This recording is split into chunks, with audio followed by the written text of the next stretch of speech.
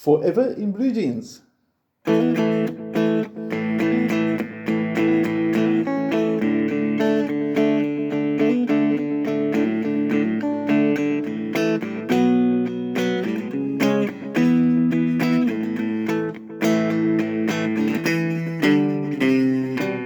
Now, I've simplified the introduction just a little bit because it's actually quite an intricate fingerstyle introduction, and this is going to sound quite well. So I hope you got your PDF in front of you. The chords are there, some nice new chords, some A7s, D sus4, C sharp minors, bar chords combined. So it's a really cool study and a really great song to play, thanks to Neil Diamond. Okay, we're going to focus in now on our fretting hand for starters, and we're going to break down the opening riff, which is going to be sort of that part there. As I mentioned, for the purists, there is a much more intricate fingerstyle introduction. I've sort of simplified it there to capture the essence of the song and to keep it really close to the original without making it difficult. Now, my A for starters for the introduction, which is actually the same as the verse, the introduction is actually the verse's chords. So this might help a bit later when we go into the song too. I'm opening up with an A which should sound like this. So I'm playing strings 5, 4, 3 and 2. And I'm doing a hammer-on onto my 4th fret of the 3rd string. So I'm going to start like this. Okay, one more time from the top view. I'm strum once, and then I'm going to hammer on to the 4th fret of the 3rd string. And then you can hear as it goes through the song, he sort of duplicates it. And then he brings in that 2, fret 2 of the 2nd string as well. So your introduction should be something like this. 1, 2, 3, 4, and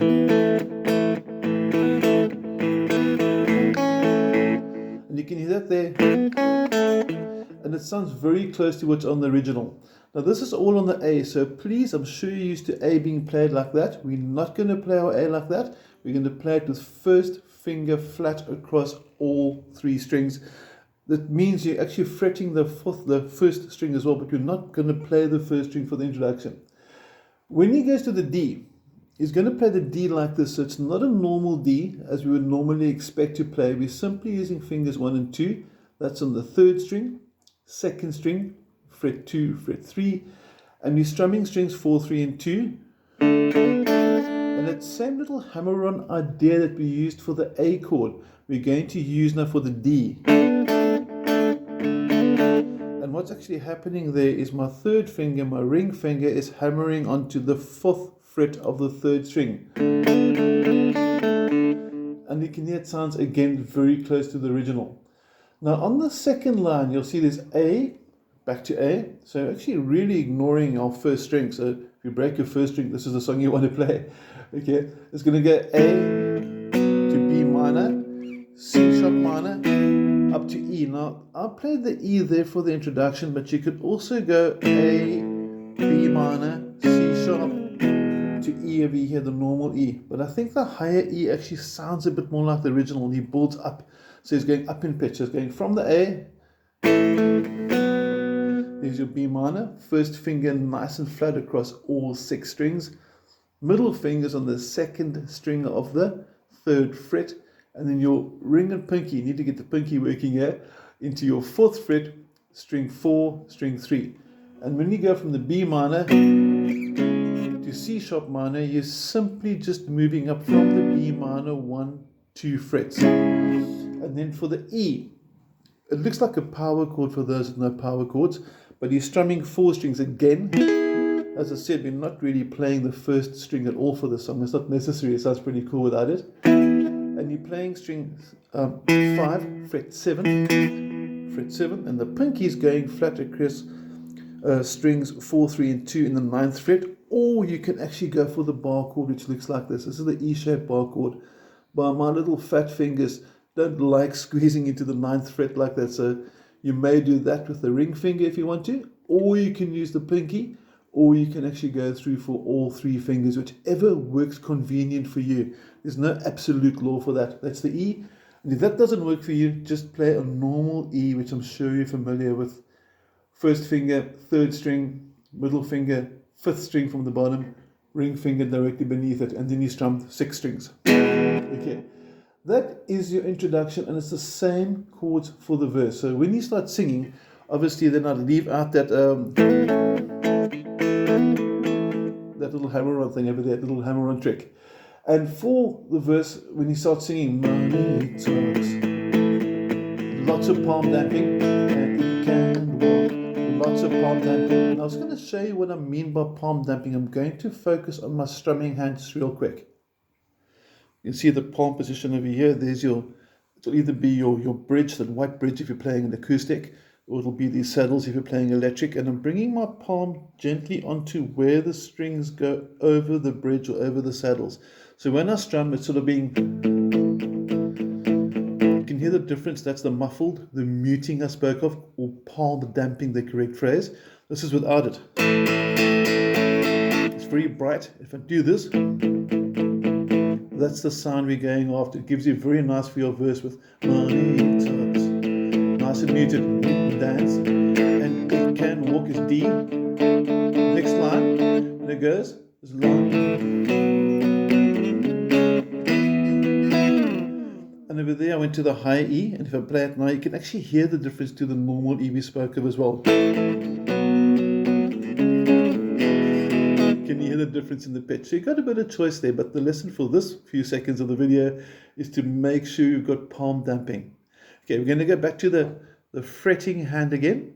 Now before we play the third line when he sings Forever in Blue Jeans, you'll see on your PDF file, if you need a copy, just WhatsApp me or email me, and we're happy to give you a copy of it. You'll see in italics is it says in blue next to it, single notes. So when he sings Forever in Blue Jeans, you're coming from the A, and that takes you up to the next verse. So very important, E, all played on the 5th string, fret 7, should sound like that. D's 5th fret, 5th string. C, 5th string, 3rd fret. B, 5th string, 2nd fret. So it's 7, 5, 3, 2. All the notes names. E, D, C, B. Sorry about that. And that's your riff there for that. So if you play through the verse with me, let's have a go. I'm going to zoom out a bit so you can see more overall both left and right hands. Okay, we're going to take it through nice and slow now for Money Talks. I'm not going to sing because obviously I'd like you to watch the rest of the video. And let's give it a go. 1, 2, 3, 4, and Money Talks.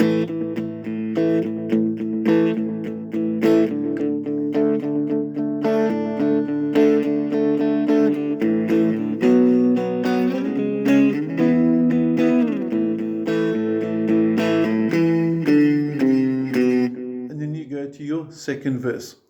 Now, when they go to the chorus, and maybe tonight, there's a nice A. I'm still playing my A like that. Again, we mentioned we can play A like this, so let's just zoom in a bit closer there so you can see the transition. The more conventional A that you used to, I'm sure, we change to A7. Simply lose the middle finger, or you can play it like this, or you can play it like that. Lots of ways to play A7. You can choose and decide which one works best for you. But when it goes to maybe tonight, goes to A7, you can hear the development if you listen to the original, so YouTube it, listen to it. D minor, A, brings in a G, and D, sus4, really nice, bring it into the pinky at the bottom there, and normal E for the end. And that'll take you again to the next verse. Now it's quite a simple song, basically they sing verse 1, verse 2, chorus. And then for verse 3 and verse 4, they're basically just singing verse 1 and 2 over again. But instead of singing Money Talks, he sings and Money Talks. He slips the extra word inside there. So that's pretty much your chorus. It's nice and easy as well. It's the same palm damping the whole way through. But listen carefully to the quick changes when he goes through the A7 D minor. I want us to listen for the dynamics when the chorus over here, when he's singing Maybe Tonight. The A is really muffled, and listen how the chords come nice and loud when he goes. And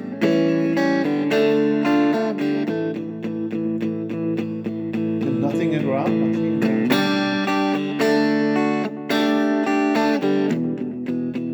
So listen for the dynamics. Dynamic meaning the loud and the quiet, the palm damping, the quiet, the loud. When you lift up the palm to let the chords go through. So your chorus could sound something similar to this. You're going to go 1, 2, 3, 4, 1, 2, 4,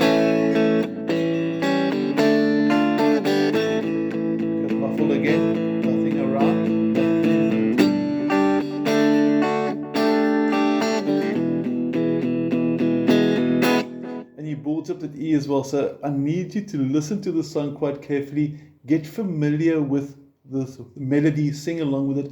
This is what's nice about this song. It's not a normal 4-chord trick. It doesn't go C, A minor, F, and G the whole way through. There's nice, cleverly written chord structures.